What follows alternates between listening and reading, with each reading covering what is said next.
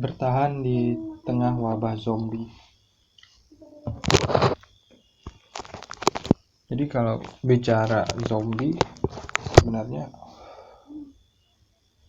ini hal yang serius. Ini hal yang gak dalam waktu dekat ini akan terjadi. Jadi buat pendengar sekalian, memahami cara bertahan hidup itu sangat penting. Kenapa penting? Ya karena kita akan bertahan sendiri kecuali kita sudah mempersiapkan segala sesuatunya gitu, seperti tempat yang aman, senjata dan lain-lain gitu ya. Maka kita akan nggak terlalu repot.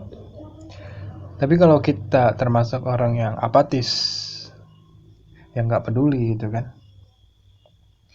dan pada saat sudah terjadi baru kita sibuk, itu bencana sebenarnya. Bencana buat siapa? Buat kita sendiri gitu. Jadi orang cerdas itu selalu mempersiapkan untuk hal-hal yang sangat penting gitu. Hal-hal yang tidak penting diabaikan. Dan ini termasuk hal yang sangat penting. Sangat-sangat penting. Jadi yang mau saya katakan adalah siapkan diri.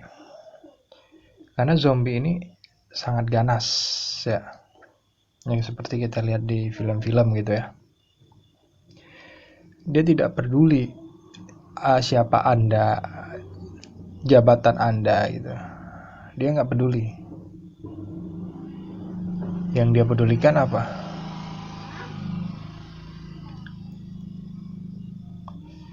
Hanya dirinya. Jadi sekali lagi, mari bersama-sama gitu kita melakukan edukasi tempat untuk mempersiapkan segala sesuatunya gitu ya. Artinya ketika kita naik dengan persiapan, maka kita akan turun dengan penghormatan. Itu sebuah pepatah lama itu yang harus kita jadikan pegangan gitu.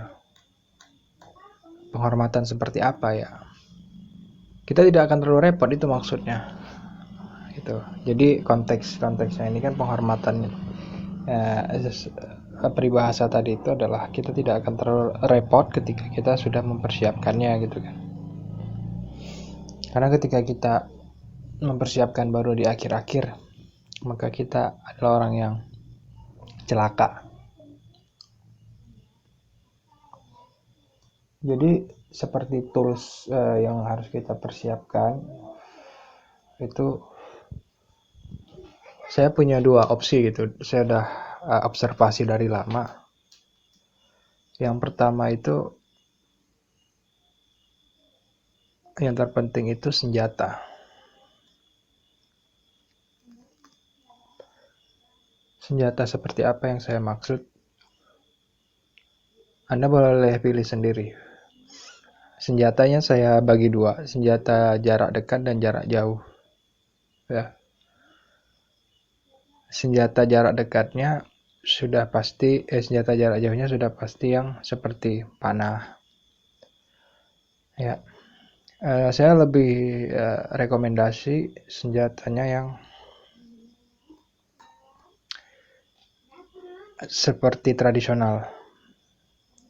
Artinya kita bisa ciptakan sendiri gitu, kita bisa buat, kita bisa cetak sendiri kalaupun habis gitu. Nah, untuk jarak dekat, senjata jarak dekat kita boleh bebas pilih masing-masing, mau itu senjata yang tumpul atau yang tajam. Karena dengan begitu kita bisa berekspresi Ya, jadi kenapa saya bilang ini terserah, yaitu kita sekaligus berekspresi gitu, sekaligus menjadikan ini sebuah keseruan ya untuk membasmi para zombie.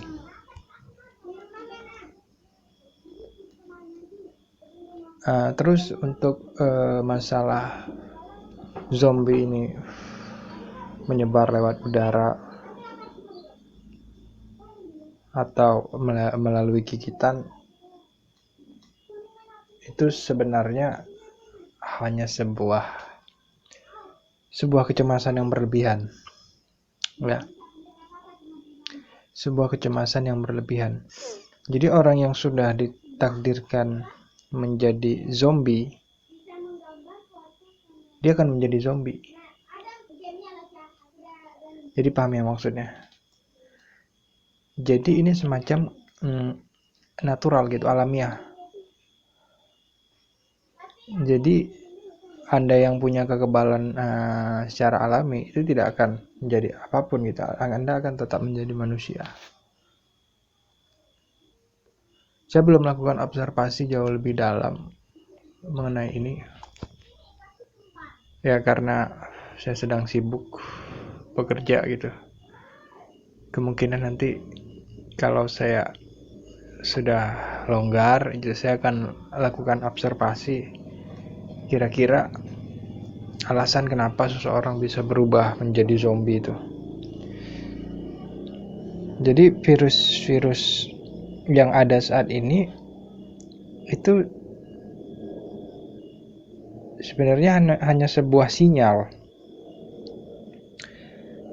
bahwa wabah zombie baru saja dimulai.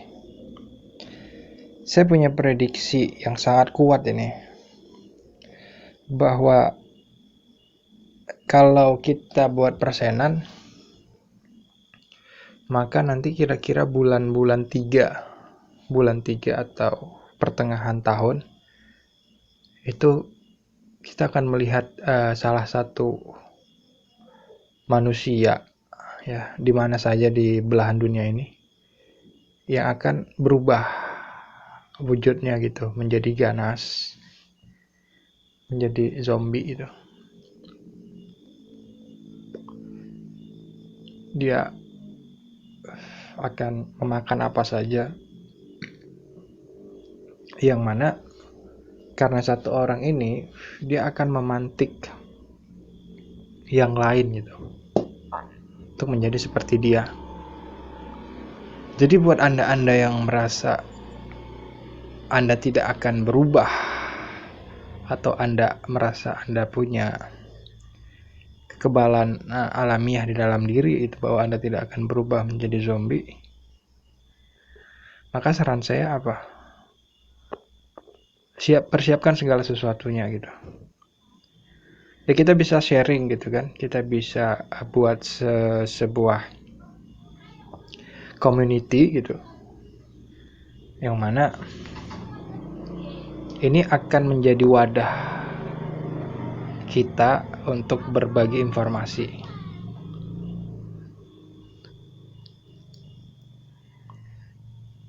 Ya, karena kalau kita memulai sekarang, kita akan jadi pemenang. Ya, lebih cepat lebih bagus. Kalau kita mulainya nanti di akhir, maka kita akan jadi pecundang.